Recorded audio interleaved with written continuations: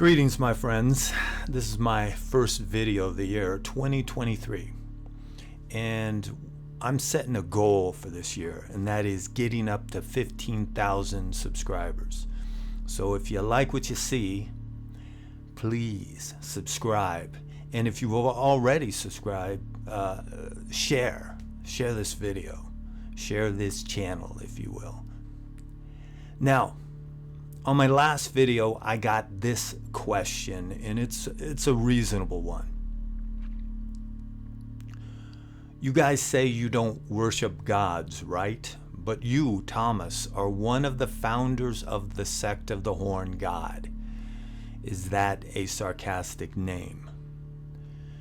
To begin with, and no disrespect, but I am the founder, not one of the founders.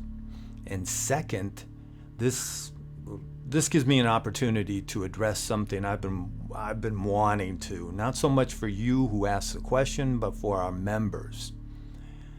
The T in the Sect of the Horn God is always capitalized.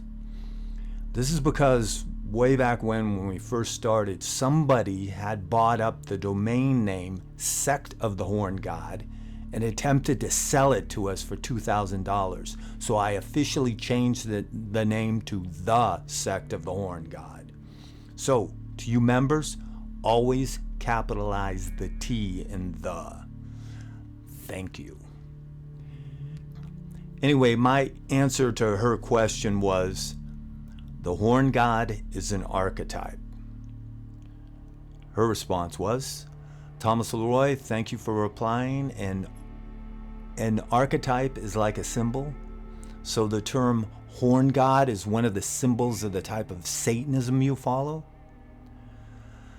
Okay, to begin with, the sect isn't necessarily satanic because not all of our members are Satanists. For example, we also have sinistrous heathens, dark pagans, Dionysians, Luciferians, Setians, Odinists, and even some of those who identify as left-hand path Hindus.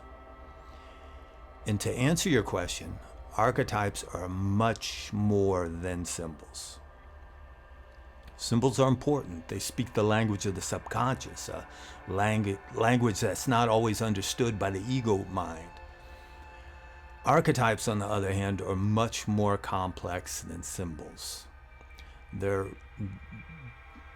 Even though they're often interpreted as simple patterns or inherited ideas, on a deeper level, they're much more than that. They're forces or currents that emanate from the collective unconscious. These currents have no faces, no anthropomorphized identity, but for us to identify with them, we give them faces or masks, the avatars of the archetypes, if you will. Now, what I've attempted to do from the very beginning of this organization is to get to the root of it all.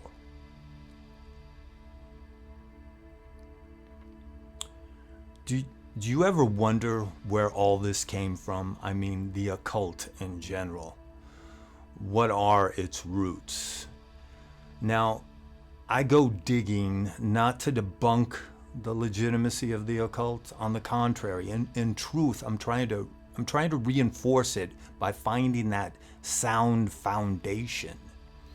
Some occultists, though, don't like me trying to get to its historical and psychological roots. The reason why is their interpretation is based on faith. It's not unlike those who don't want to hear or believe that the crucifixion of Christ is an allegory about dying of your old nature to be reborn into a higher, better one. No, most Christians would rather believe it really happened, that a man was killed and came back to life. It's easier that way because metaphors or allegory is hard. Plenty of occultists do the same thing by saying simply magic. That's the reason why it works. It's because of magic. To me, it's like saying God did it. I'm not saying that magic doesn't have its place. I just think it's too easy and too simplistic to always go there as an explanation. Understanding is much more important than faith, because if you understand, you don't need faith. So, getting to the roots, the foundation, leads to a better understanding. We, the members of the Sect of the Horn God, are first and foremost on the left-hand path. And from a mythological perspective, the Horn God seems to be a common thread on this path. I fully understand that the Horn God, from a modern pagan perspective, is also very modern. That image of the boy toy of the goddess, that happy hippie sitting around with bunnies, is a 20th century creation. What I'm referring to when I say the Horn God is something deeper, something truly ancient, something whose original name is lost to antiquity. And the closest unbroken connection to the origins of it all within an Indo-European context is Hinduism. In the East, the Abrahamists, the Muslims, and later the Christians tried to destroy Hinduism but failed. Now, many Hindus refer to their practice as Sanatana Dharma, meaning the natural and eternal way to live, or the eternal natural law. And it's theorized that a raw, basic form of this eternal natural law was spread throughout the Eurasian landmass by the shamans of the Proto-Indo-Europeans, those who tamed the horse and invented the chariot. Over time, it splintered off into different gods, such as the Greek, Norse, and so on. And we know what happened here in the West concerning those beliefs, don't we? The Abrahamists were very successful in shattering them. And we in the sect are attempting to glue those pieces back together, if you will. Now, in Hinduism, the supreme left-hand path deity is Shiva, even though he's not always perceived from the left-hand path perspective.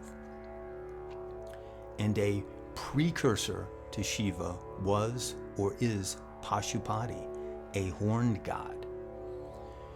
In Greek mythology, there's Dionysus, and even though he's rarely depicted with horns, he still falls within the classification of a horned god. And what does Dionysus have to do with the left-hand path? Look into the Dionysian mysteries and Dionysian madness. You'll see why. Then there's also the Slavic horn god, Veles, god of the animals, god of magic, poetry, the underworld, and also a trickster god, counter to the Slavic sky father.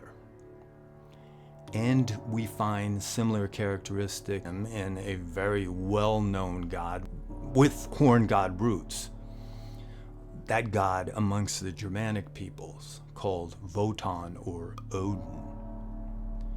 Like Veles, he is a god of magic and poetry and also somewhat of a trickster. But unlike the Slavic deities, he replaced the Sky Father at the top of the pantheon. Now, what makes him a lord of the left-hand path? He sacrificed himself to himself for the sake of knowledge to achieve a greater power. And what's more left-hand path than that? But you may ask, what about Pan, Faunus, and Cernunnos? They're the most popular of horned gods. True, they are, especially Pan, and I've made more than one video about him. Their most important attribute is they reflect the carnal aspects of being, thus are anthropomorphized representations of original sin in the eyes of the Christians. Thus, Satan, who had no physical depiction in the Bible, was given theirs.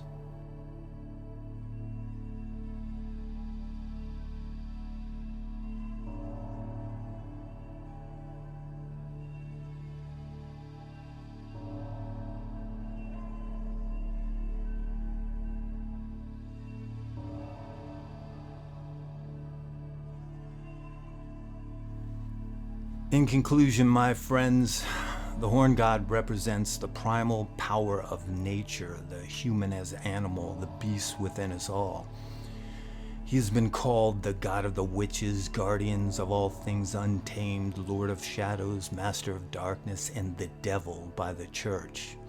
He is the antithesis of all that the Christians saw or see as holy, for he represents power, lust, death, and knowledge. And for their dogma to survive, and for there to be calm within their flock, the horn god's traits in the human being must be subdued. We, though, we see those traits as empowering. Thus, we are the sect of the horn god. I hope that answers your question. Until next time.